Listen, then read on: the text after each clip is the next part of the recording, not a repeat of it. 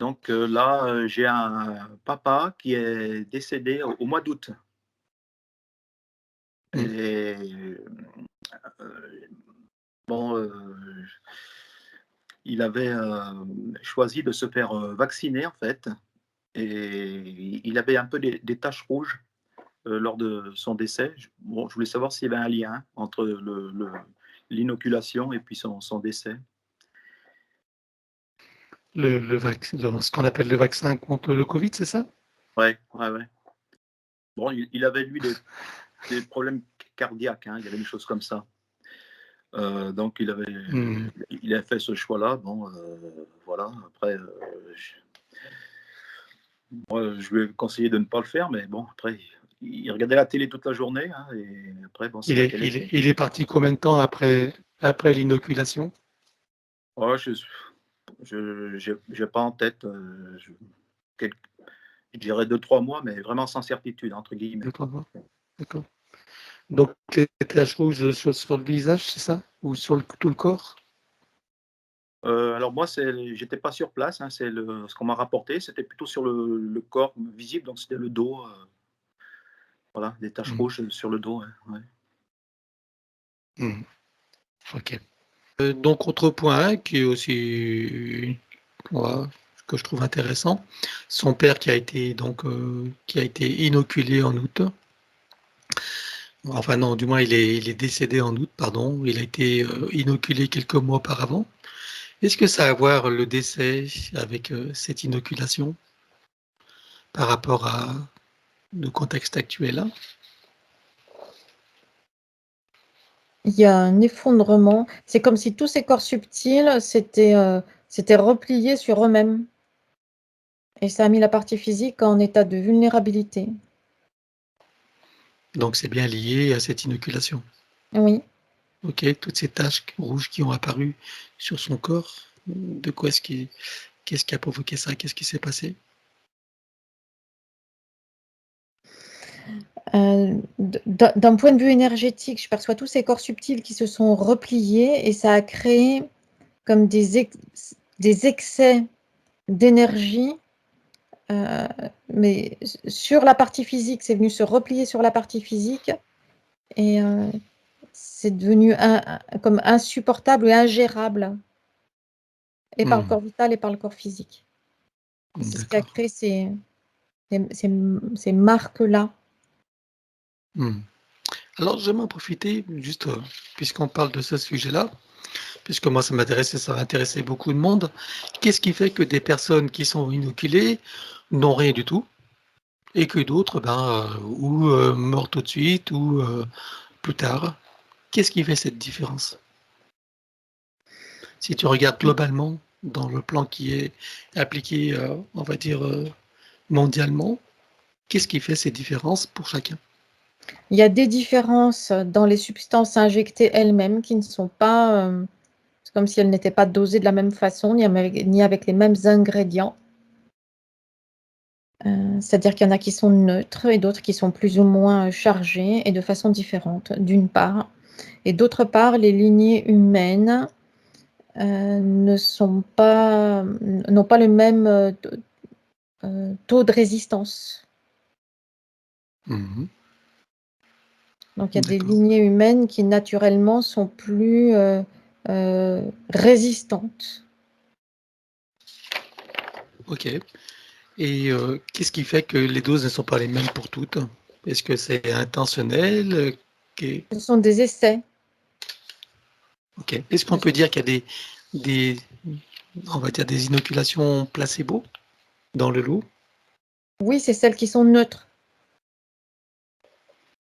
D'accord. C'est l'explication pour lesquelles donc, certaines personnes, n'ont pas d'effet donc de cette, Pas seulement, il y a les 2 effets croisés, il y a aussi des lignées humaines qui sont plus résistantes que d'autres. d'accord. Est-ce que c'est prévu que ces lignées humaines, justement résistent à ces inoculations? Est-ce que c'est une manière de faire un tri ou c'est juste une conséquence?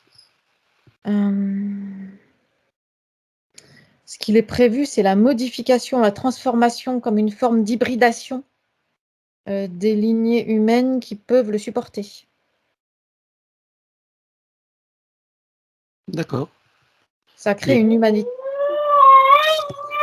ton chien, on va le laisser terminer.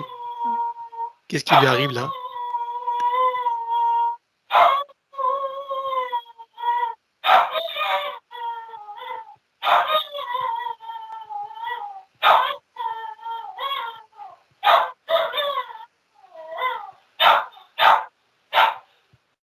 Voilà. Qu'est-ce qui s'est passé pour lui là?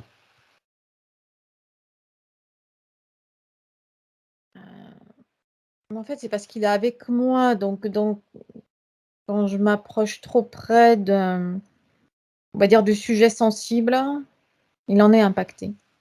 D'accord. Il a été visé là, tu veux dire? Pas directement, c'est une conséquence. Ok. On doit faire une protection sur lui ou pas? Oui, c'est mieux. Allons-y.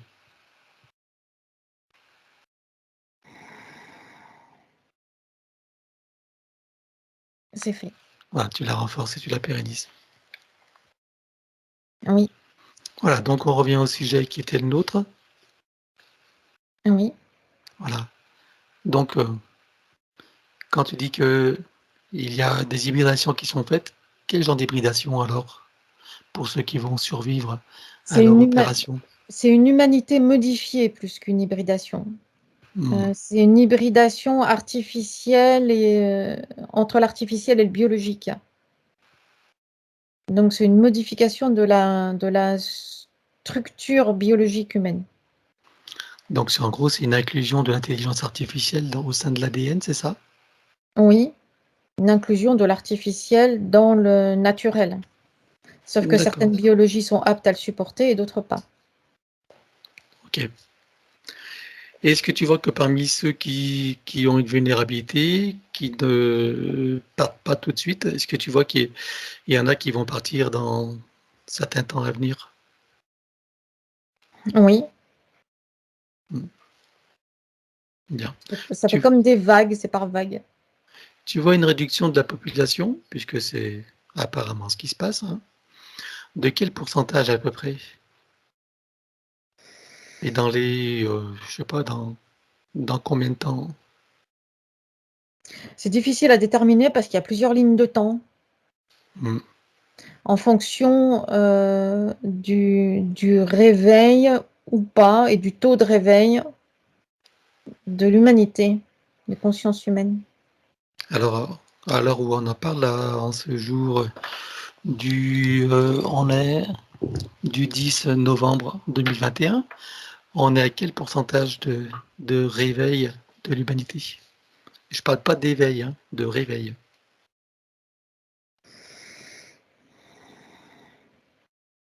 Alors, dans ce que tu appelles le réveil, il y a plusieurs stades. Hmm, Euh, C'est-à-dire qu'il y a certaines consciences humaines qui se sont placées comme des barrières. C'est-à-dire qu'il y en a qui n'acceptent pas l'inacceptable ou qui acceptent seulement une partie, mais pas au-delà. hmm. Quel pourcentage là de cela? Donc, il y a ceux qui sont, on va dire, complètement réveillés, 3-4%. Et ensuite, il y a différentes barrières avec, on va dire, des réveils ou des prises de conscience partielles. Là, ça va jusqu'à 10-15%. D'accord. Et si on parle des personnes éveillées, c'est-à-dire celles qui ont une vision plus élevée des situations et de leur propre nature? 2%. Ah oui, d'accord. Ok. Et bien sûr, tout ça peut évoluer. Oui. Bien. Alors j'aimerais continuer là-dessus par C'est rapport pareil, à. il y a des vagues. Comme il y a des vagues dans un sens, il y a aussi Oui, c'est fluctuant, hein. il y a des vagues d'anéantissement dans un sens, mais il y a aussi des vagues d'éveil dans l'autre sens. Oui, oui, c'est une lutte en fait, hein. C'est une lutte entre les forces et les factions. Mhm. Où est-ce que j'aimerais que tu regardes ceux qui sont responsables de tout ça? On va pas chercher à identifier puisque nous le savons, mais bon. Ce que je veux savoir plutôt, c'est leur état d'esprit ici et maintenant, en ce jour, par rapport à ce contexte général. D'ailleurs, il y a eu l'intervention de notre cher président hier soir. Qu'est-ce que tu vois ici dans leur état d'esprit, dans leurs intentions et dans leur énergie? Est-ce que tu vois qu'ils sont confiants pour être plus précis ou au contraire un peu moins Il dans y a de la, l'aboutissement de leur il y a, plan. il y a de la précipitation, il y a de l'anxiété, de la peur et de la précipitation, comme une pression. Ah oui? Parle-moi plus de la peur. De quoi est-ce qu'ils ont peur là? C'est la peur de la sanction. Est-ce que c'est dans l'air quelque part cette sanction? Si les objectifs ne sont pas atteints, oui. D'accord. Et cette sanction, elle viendrait d'où?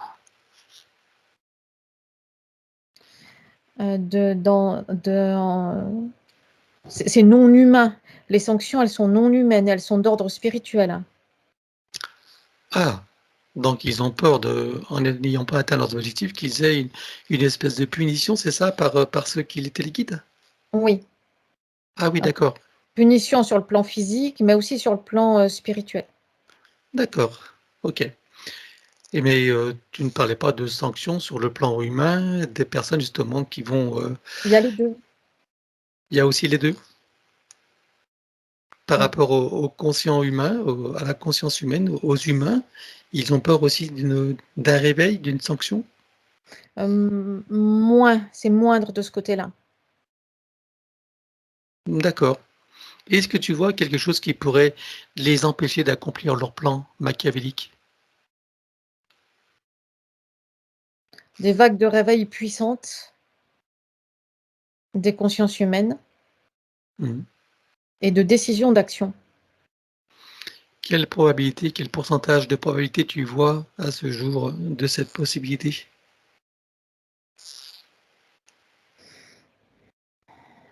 Ça varie tout le temps. Bah oui, c'est fluctuant, Oui. en Ça ne fonction dépasse, des ça ne, velléités. ça ne dépasse pas les 50% de toute façon. Ça, mais tu veux dire que ça peut atteindre 50%? Non, c'est plus entre 20 et 30%. D'accord, ce qui est déjà pas mal. Mais encore une fois, ça fluctue de façon très importante. Qu'est-ce qui fait fluctuer? Les décisions De qui? des consciences qui s'éveillent.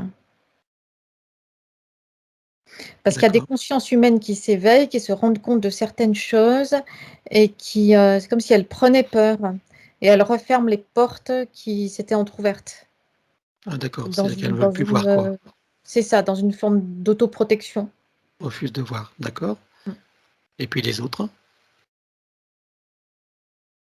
Donc ça vient bloquer les vagues. Mmh. Alors pour qu'une vague de prise de conscience se déploie, il ne faut pas que les portes se referment. Donc tous ceux et celles qui commencent à ouvrir les portes et puis qui les referment, ça vient bloquer ces vagues de prise de conscience. Et qu'est-ce qui peut être fait pour que ces portes ne soient pas refermées?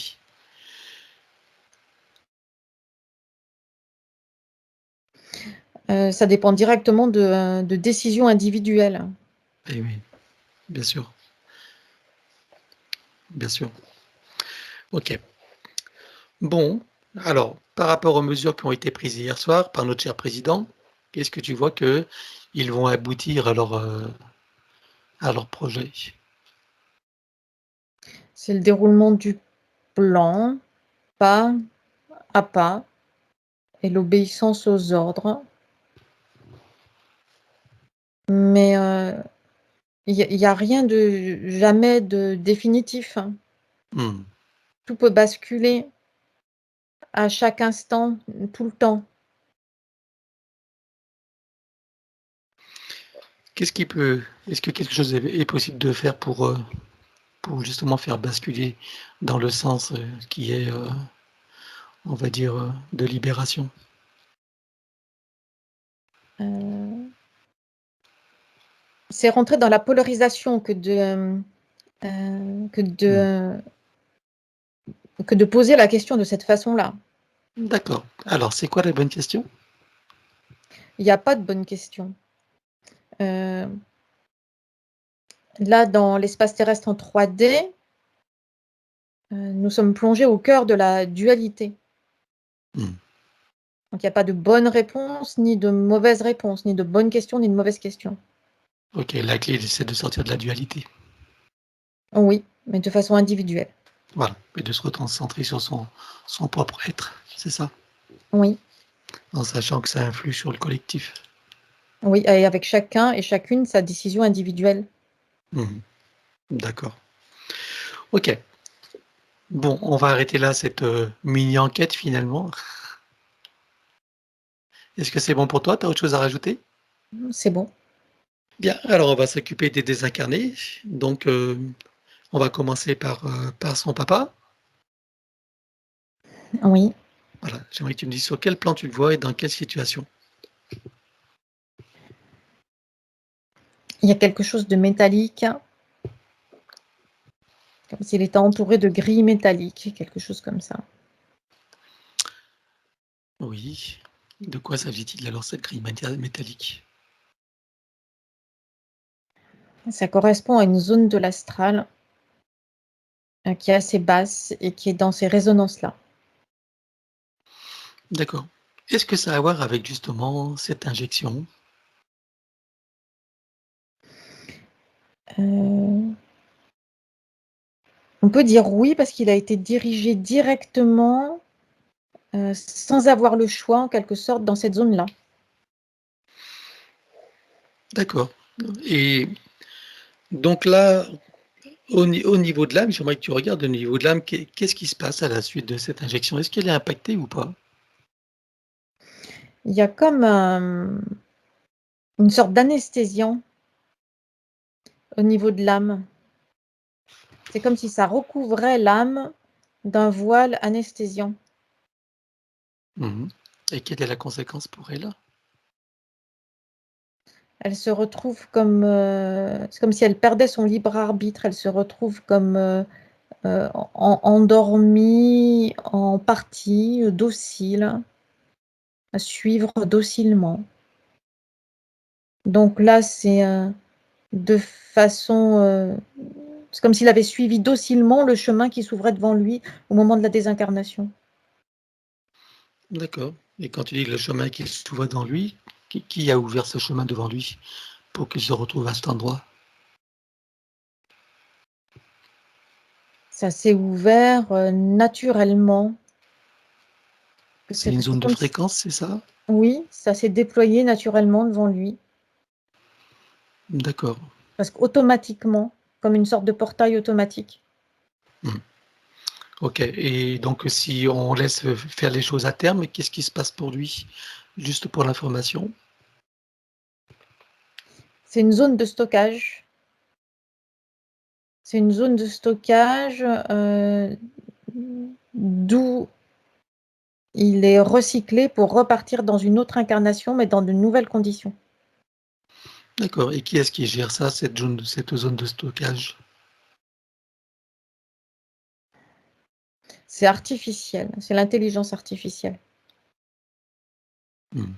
OK, et elle agit à travers, des entités ou pas? Parfois oui, parfois non. Quand elle agit au travers d'entités, c'est d'entités qu'elle a déjà colonisées.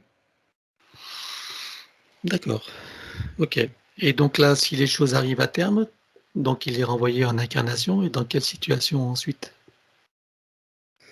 Il y a de moins en moins de place pour, l'expression de l'âme. Mmh. Comme robotisé, quoi? Oui, D'accord, donc c'est le projet pour notre humanité? oui. OK.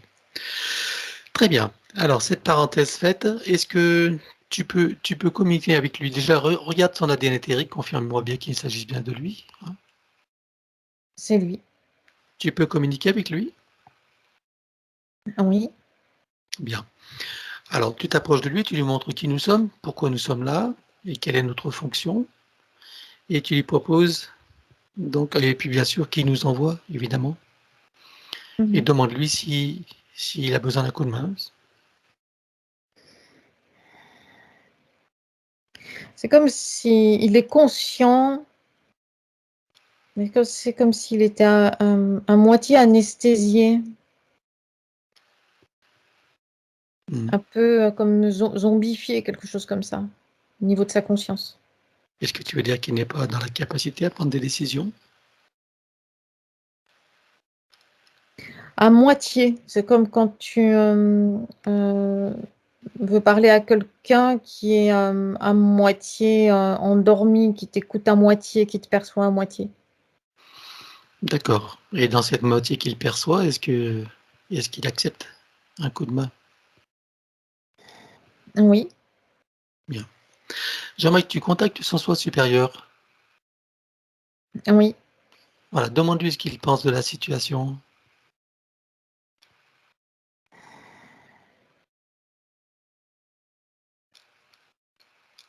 Il y a une perte de contact entre le soi supérieur et cette partie-là de lui qui est dans cette zone-là. C'est dû à cette inoculation. Oui, Et comment le soi supérieur vit cette perte de contact? comme une expérience. D'accord. Tu veux dire qu'il n'est pas plus affecté que ça. Non, Une expérience intéressante de son point de vue. oui. D'accord. Ok. Et moi, j'aimerais savoir une chose. Quand une âme comme ça est coupée de son soi supérieur, est-ce que... Elle n'est pas complètement coupée. Ah, Elle est coupée partiellement. partiellement. D'accord. Est-ce que tu veux dire qu'elle... Si elle était coupée complètement, il n'y aurait aucun bénéfice pour le soi supérieur. D'accord. Est-ce que ça arrive que des âmes soient coupées totalement? Ou est-ce il reste toujours une connexion, si mince soit-elle? L'âme peut s'éteindre, elle peut mourir. À ce moment-là, la connexion s'arrête complètement. Qu'est-ce que devient l'essence qui habite cette âme à ce moment-là? Mais tout dépend de sa décision. Et Oui, elle peut rester ce que l'on appelle un errer, soit indéfiniment, soit jusqu'à ce qu'elle trouve une direction. Elle peut aussi retrouver le contact avec le soi supérieur. Tout, tout est possible. d'accord. C'est une chose qu'elle peut choisir ou pas? Enfin, Il je y veux a dire, est-ce toujours, qu'elle peut choisir de rester en errance ou est-ce que c'est une conséquence sur laquelle elle n'a pas la main? il y a toujours, il y a toujours une décision au départ qui a une conséquence. Donc en gros, est-ce qu'on peut dire que c'est toujours en accord malgré tout avec le soi supérieur, même si la situation semble lui échapper? D'une certaine perspective, oui. Est-ce qu'on peut dire aussi que cette essence retrouve toujours un jour ou l'autre la source? Oui, Donc elle ne peut jamais être perdue. mais rien n'est jamais perdu. Non, mais je sais bien, mais c'est pas pour moi que je le dis. Mais rien Ok, n'est jamais perdu. Mm. très bien. Donc d'une façon ou d'une autre, l'essence est toujours en contact avec la source et n'est jamais perdue, Oui, quoi qu'il se passe. quoi qu'il se passe. Très bien. Bien, donc on revient à son père. Donc il a accepté par sa partie consciente donc que nous l'aidions, c'est ça? Oui, Eh bien, on va le connecter directement à la source. Donc, on fait descendre l'information originelle, les énergies, conscience, puissance, créatrice, amour, touché en plein cœur et dans sa conscience. Qu'est-ce qui se passe pour lui? il y a une montée en fréquence qui se fait tout de suite et un éveil, c'est comme s'il se réveillait. D'accord? Ok. J'aimerais que tu regardes l'impact que ça a sur son âme par rapport à cette inoculation. Est-ce que ça a un impact important ou pas? Est-ce que ça la libère ou pas? Ça vient la réveiller. Oui. Et Elle se trouve comme face à un choix de la direction à prendre. d'accord. Alors justement, on va demander maintenant donc à celui qui a été son père, qu'est-ce qu'il choisit? Est-ce qu'il veut remonter à la source ou continuer son chemin en toute liberté et souveraineté? remonter à la source. Très bien. Alors, dis-lui que pour ça, pour qu'il remonte librement, il est nécessaire qu'il récupère toutes ces énergies laissées sur Terre, sur tous les plans, et qu'il coupe tout avec tout ce qu'il y a à couper, sur tous les plans également. Donc il se libère, il libère tous et tout, totalement. Oui. Voilà, on regarde s'il a laissé quelque chose. Non, il a tout coupé. Bien, alors avant de remonter, est-ce qu'il veut s'exprimer, dire quelque chose à celui qui a été son fils?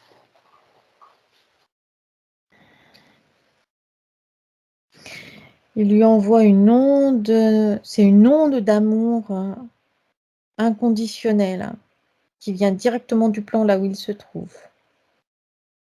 C'est quelque chose, ça guérit, c'est comme une sorte de baume qui guérit. Ça porte cette énergie-là en elle. Mmh. C'est léger aussi, c'est une énergie de libération. C'est des informations qu'il lui transmet du plan là où il se trouve. C'est comme un soutien, des informations qui montrent la voie et des informations de soutien. Et puis il remonte. Bien, nous le saluons. Oui. J'aimerais que tu en profites pour regarder son âme maintenant. Qu'est-ce qu'elle devient quand il remonte comme ça? Je ne l'aperçois plus. C'est comme si elle s'était dissipée.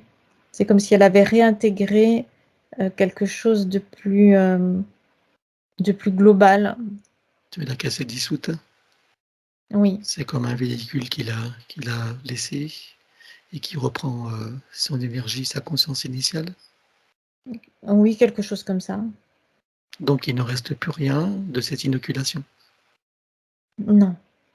Bien. J'aimerais savoir, donc bon, là il y a ce qu'on a fait qui la permet de libérer. Est-ce que tu vois que des personnes inoculées, justement, peuvent se libérer par elles-mêmes de cette situation sans une intervention comme la nôtre? Où il n'y a pas que nous, hein, il y a plein d'autres méthodes, bien sûr. Mais ce que j'aimerais savoir, il se peut que des âmes qui soient inoculées puissent se libérer par elles-mêmes. Et comment surtout? Toutes les voies sont possibles, mais une fois que la désincarnation du corps physique s'est faite, c'est comme si c'était plus difficile. Le conditionnement est plus grand de l'autre côté que de ce côté-ci. Hmm. Mais s'il est plus difficile, ça veut dire que c'est quand même possible. Oui, c'est possible. Qu'est-ce qu'il faudrait à cette âme pour que ce soit possible?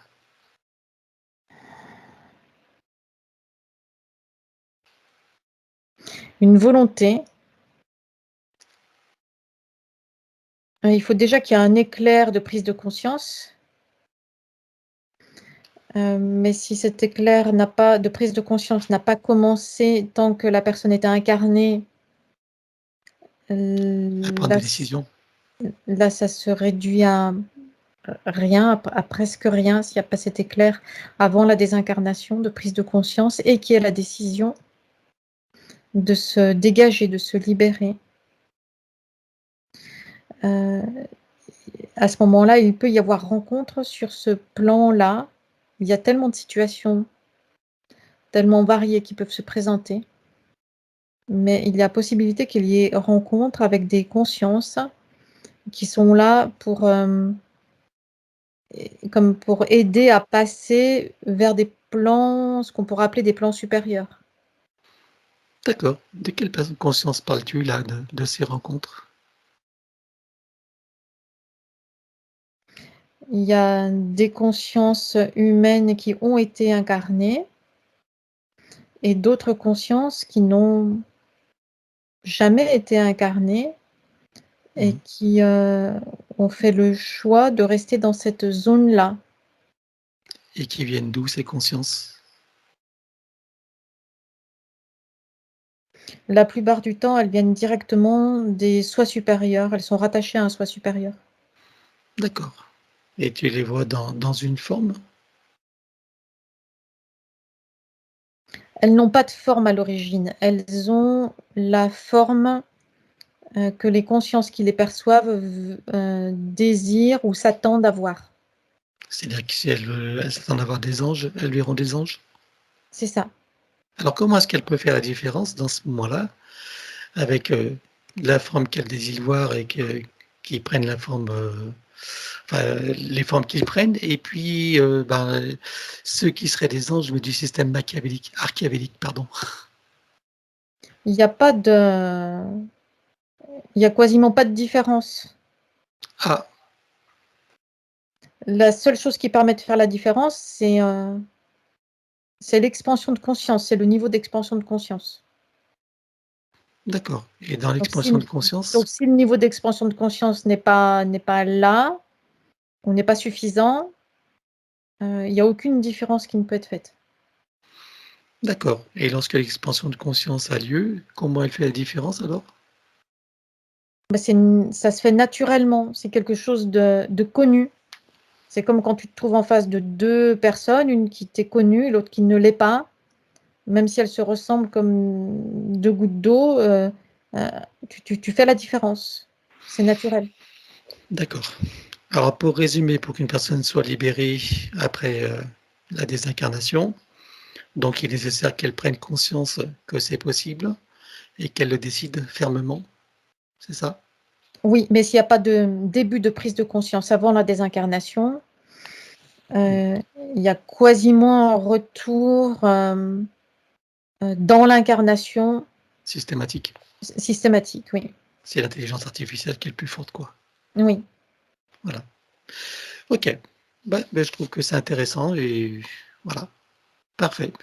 Tu as autre chose à rajouter par rapport à ça ou pas? Non. Bien. Oui, oui, voilà. Puis je suis bien content, bien sûr, pour mon papa, parce que je voulais quand même faire quelque chose pour lui. Lui, il a fait énormément de choses pour nous. Et intérieurement, je me sentais très, très mal à l'aise. Je ne pensais pas qu'il était parti de manière naturelle, en fait, au temps où il aurait dû partir, parce qu'il avait un bon état de santé quand même. Voilà. Donc, voilà, je suis content d'avoir fait cette démarche pour lui, au moins. Voilà, ça compte. Après, je suis content aussi pour mon frère. Voilà. Alors, c'est sûr qu'on aimerait mettre un peu plus de monde parce que dans ma famille, il y a beaucoup de difficultés, des gens qui ont disparu, des gens comme ça. Donc, mais voilà, il faut y aller petit à petit, quoi. Voilà.